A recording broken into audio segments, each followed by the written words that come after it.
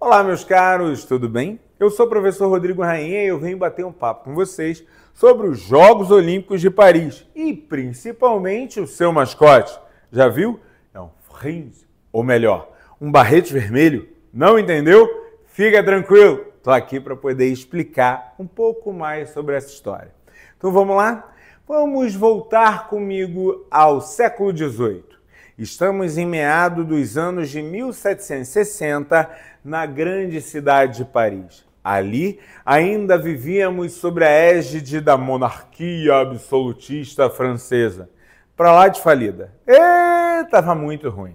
Se a gente for pegar, cada convocação mostrava que a fragilidade da economia, as medidas a serem tomadas, a fome, a questão dos prisioneiros políticos só piorava. Mais do que isso, você ainda tinha inspiração de uma série de outros movimentos intelectuais que discutiam por que os modelos monárquicos tradicionais deveriam se manter. Por que, por exemplo, não repensar o papel da lei, da Constituição? Por que não pensar mais em liberdade, igualdade e fraternidade, traços importantes do pensamento iluminista? É sobre esse momento que a gente vai conseguir chegar aos barretes vermelhos. Vamos lá?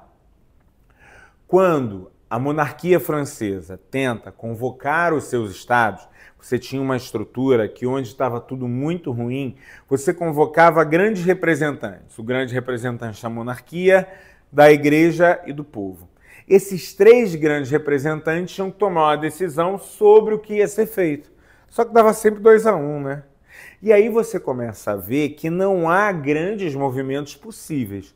Dentro dos principais salões, começa a se reunir e discutir a ideia de que somente uma revolução que colocasse abaixo toda aquela estrutura seria possível.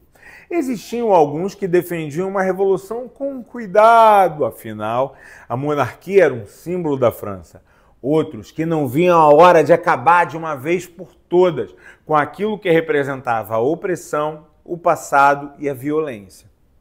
Diante dessas disputas, se inicia uma série de juramentos, uma série de movimentos, ora influenciados por novos debates intelectuais, ora influenciado pela ideia de que o povo precisa se unir. O levante, que chega a Versalhes, vai ser marcado pela destituição da monarquia, pelo menos nos moldes anteriores. O monarca ficará restrito e não teria direito ao seu acesso pleno ao seu papel no trono.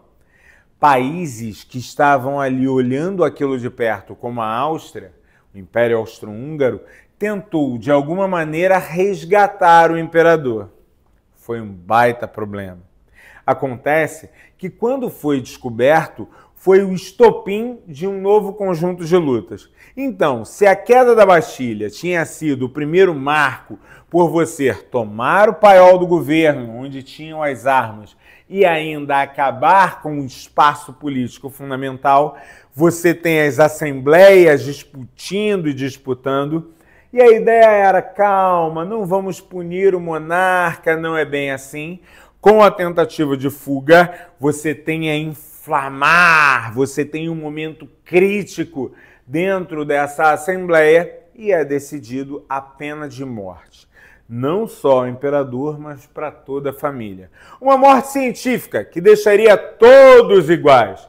Nada de que para a monarquia uma espada posta na nuca. Não. Era o modelo que tinha antes, tá? Para os pobres o enforcamento e para a monarquia a morte com honra. Agora a morte é igual para todo mundo. Uma máquina com uma estrutura de lâminas aonde, dentro de uma lógica mecânica, um leve puxão e perde seu pescoço e entra-se para a história. A guilhotina, com base na imagem do próprio Dr. Guilhotin, seu criador, tentava dar esse novo símbolo. Rainha, legal, entendi, mas e o barrete vermelho? Quando você tem esse momento em que você tem a decapitação do imperador, você passa a ter um novo momento político. É o momento da república. O governo não é mais uma monarquia constitucional. Ele efetivamente tem representantes estabelecidos dentro daquela república. e o símbolo da República, dos ícones de liberdade, igualdade, fraternidade, da recuperação do hino das ruas para a transformação no hino de luta francesa, à los enfants de la patrie, Conterjou, Arrivé. Você tem toda uma imagem poderosa da Marselhesa em que, de alguma maneira, ela quer marcar o ícone da liberdade.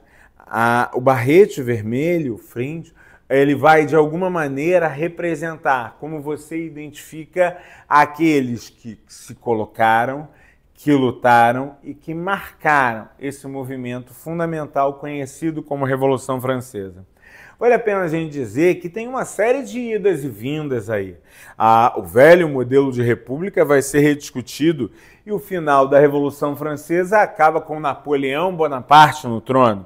Mas ainda assim, temos um Napoleão que vai estar abaixo do conjunto de leis, que vai manter nas principais repartições públicas, na principal simbologia francesa,